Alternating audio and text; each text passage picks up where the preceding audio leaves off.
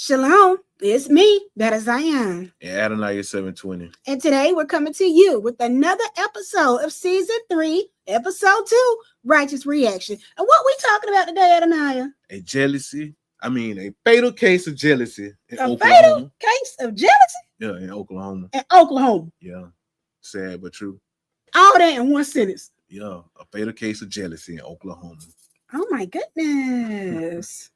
All right, family. So without further ado, we're going to go ahead and jump into today's content. But family, before we get into this, y'all hit that like button, y'all hit that subscribe button, y'all drop the comments because y'all want to hear, and y'all see that QR code on there. Shop with YFOT, the Royal Family Apparel Shop. Anyhow, family, let's get it. Tragic situation in the metro. A man accused of flirting with another man's wife is dead after a fight broke out. News 4's Paisley Porter spoke with Oklahoma City Police and has the latest on this. I'm standing in the parking lot where police say jealousy turned deadly when a man shot someone for flirting with his wife in this sports bar behind me. Police responded to a shooting call. The incident took place in the 6100 block of North Santa Fe. There was an argument there between two people, ultimately escalated to gunfire. One person shot the other. It happened Thursday. Court documents say the wife of the man shot and killed was on Facebook Live when Barry Russell Jr. came up to her and started talking in her ear because of the loud music inside of Sunny B's sports bar. Myron Cooper saw the interaction, became angry, and walked up to Russell in the parking lot. The confrontation quickly turned violent as the two began punching each other. The fight soon broken up. Russell told police that he... Okay.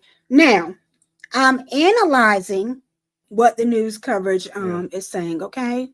Now, they just stated that Russell was talking to the wife the ear. Yeah, she on Facebook. No, she on Facebook Live, you know what I'm saying? Yeah. He come over there and whisper in the ear, you know what I'm saying? Because he could say the music loud.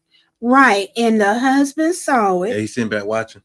So he got upset and came over there to confront Russell. Right.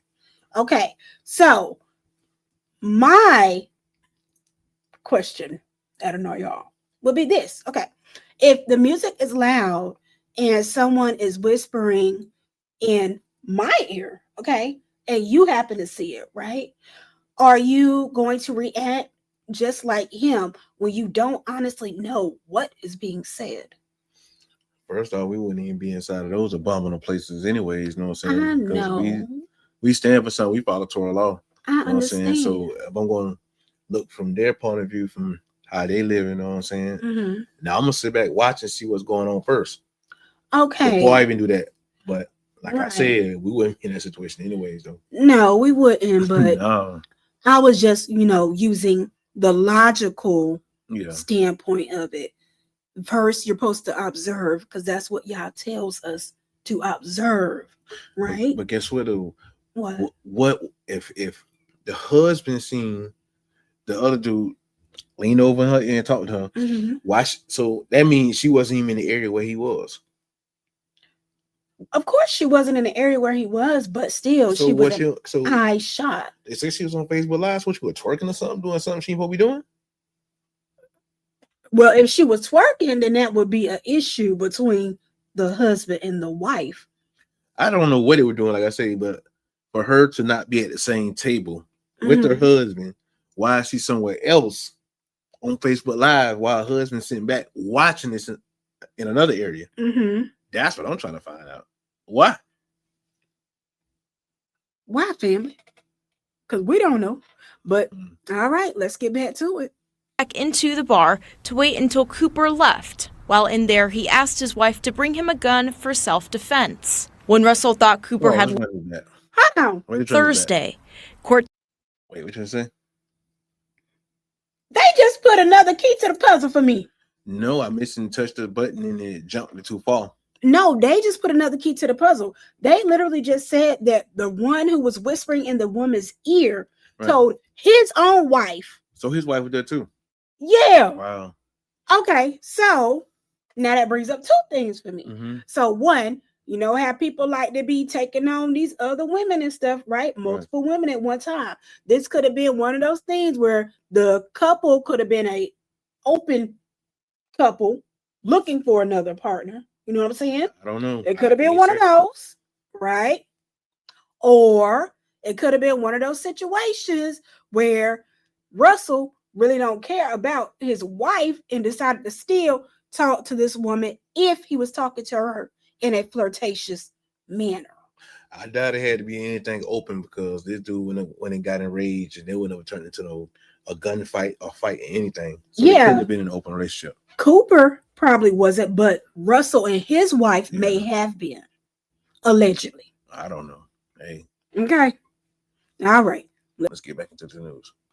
Documents say the wife of the man shot and killed was on Facebook Live when Barry Russell Jr. came up to her and started talking in her ear because of the loud music inside of Sunny B's sports bar. Myron Cooper saw the interaction, became angry, and walked up to Russell in the parking lot. The confrontation quickly turned violent as the two began punching each other.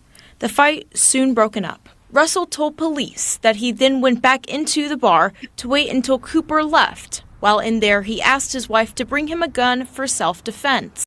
Let's pause this right here. Mm-hmm. Okay. So he called his gun. So he called his wife, said, "Hey man, baby, bring me that fire. This boy done put his hands on me." Yeah. Told her all kind of hook boogie stuff. Like he done got jumped or something. He done told her, "Hey, baby, bring my gun." Because they never said this other man had no gun. Right.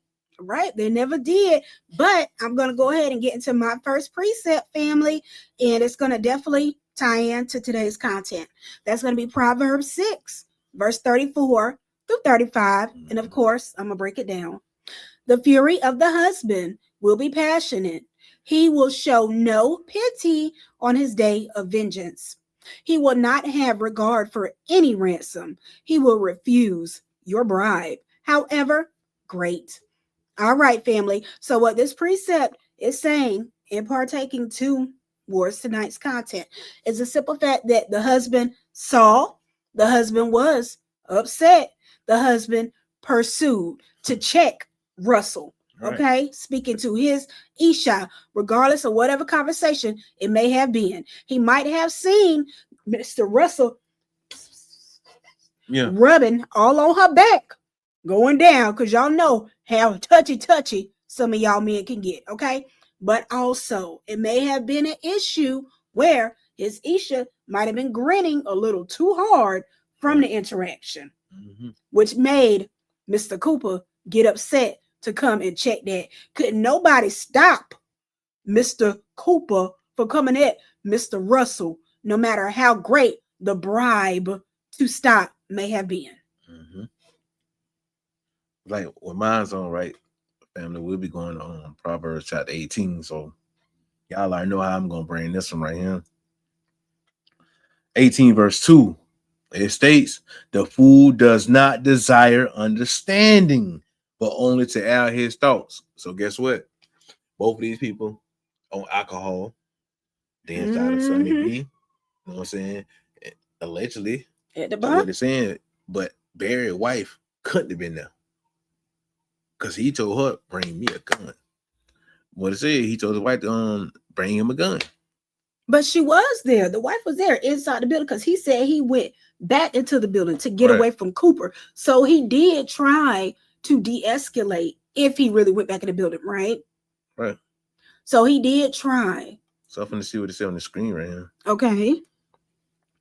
It states, Barry said he went back into the bar where he called his wife, Karen, and told her to come right, implying she need to bring him a firearm. Eventually, Barry's wife arrived and provided him with the firearm. He said he did not want to use it, but wanted to be able to protect himself if he needed it, and admitted he did not call 911 to report the first physical assault. After the first fight, Barry waited inside until he believed Myron had left to avoid further confrontation.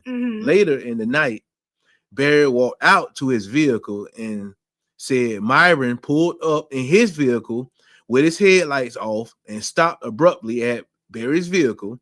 Barry tried to run back inside the hotel when Myron chased him and hit him three more times in the back of his head. Barry admitted to drawing the pistol from his right front pocket and turning, and shooting Myron.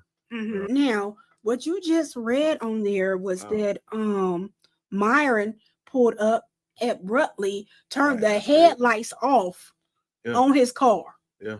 Okay, so when somebody does something like that, Barry probably didn't even know if that man had a gun himself. Right. Now, I don't want it to be like, oh, Better Zion is sitting over here defending this. No, I'm really not. I'm looking at every single piece of the case. Like, honestly, that's what you're supposed to do. So whenever he pulled up in the car, cut the headlights off abruptly, as Russell stated, he don't know if that man had a gun, okay? But what he felt was those blows to the back of his head when he was turned away, trying to leave. When he hit him in the back of the head like that, he was being assaulted, okay, with his back turned because he tried to leave. Now, another helpful thing would be when they actually pull the security footage from the building to actually see exactly how that night transpired versus taking a handcuffed man's word and then not able to take the deceased word because he is deceased. Really, what's going on? That club was up to a motel, so obviously that means Barry's wife had to be at that motel that night while they was at that sports bar. That's up to the motel. So yeah, she probably more than likely was she had not to be that close. If he called his wife, say bring that, you know what I'm saying? Yeah. So she had to be close. Gotcha. Okay. All right, Paisley. Russell is in the Oklahoma County Jail this evening, facing first-degree. All right. So, Adonijah, you got anything else that you want to bring to this? Yeah, I definitely do. But let's get to Proverbs. Chapter 18, verse 6. The words of a fool lead to strife. His speech invited blows. So what Myron should have did, you know what I'm saying, is well, hey, man, bro, get off my wife, this, that, and that, such. Got in their car, got his wife, boom, made her get off Facebook Live, and just left. You see what I'm saying? That would have been the best thing to do. So my next scripture is going to be Proverbs chapter 18. We're going to move on to verse 7. The fool's speech is his ruin. His words are a trap for him. So basically, they went back and forth. F in this, F this, that, and that. Bro, I'm going to do something new. They went outside, boom. Got in that fist fight, you know what I'm saying? Myron probably got best of him, or Russell probably got the best on, like I said. But he said that he went back inside, you know what I'm saying, the bar. Yeah. For the man to leave. Russell went back in the bar. But what's so crazy, right? We read the thing. It never said that the man. So when it happened, right? So listen. Where was his wife after she brought him the gun, and where was Myron's wife when he pulled up in the car abruptly and jumped out? Because it never mentioned in the police report. So was she still hot in the pants and still inside the club, or was she in the car? Or was she with him? Waiting until I guess the second fight concluded. Yeah, because she had at the end of the day, she had to be there. Yeah, she they ended up getting this man first degree unaliving. But he ended up calling the police and saying and giving up himself to him. Yeah. Like I said, I read the police report and I seen the news on the app. So yeah, did you want to bring any more information you might have found? Nah, they could do it themselves. You know what I'm saying? We got to do our due diligence sometimes. This is just the entertainment what we doing right now. Okay. All right, Royal Family. Well, we do thank you once again for checking out tonight's episode, season 3. Episode 2. All right. Like I said, y'all see that QR code up there, Y4T Kingdom Apparel Shop. Guess what? Y'all need to check out this new merchandise we got in there. There's some lot of fly stuff in there. Yeah, y'all need to make haste and go do that. Okay. Right. Don't make haste and go do what Myron did. Okay. All right. Just anyhow, family, y'all hit that like button, y'all hit that share button, y'all drop them comments because y'all want to hear. But anyhow, Adonijah 720. And Better Zion. And we out of here. Shalom Barakah. Shalom Barakah.